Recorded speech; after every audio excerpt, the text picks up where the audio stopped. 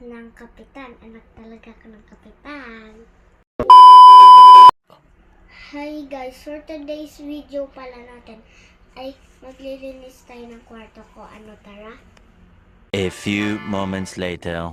Pala guys natin ay yung lamesa ko. Kaya linis na pala yung dito. At yung mga ano na pala natin, yung mga case ng mga kapatid ko. Kakalat nila. Ay na pala guys. Tapos na pala natin ayusin ng lamesa ko. So next pala ay yung CR natin. Go! Ayan pala guys, barado pala ang CR namin. Diba guys?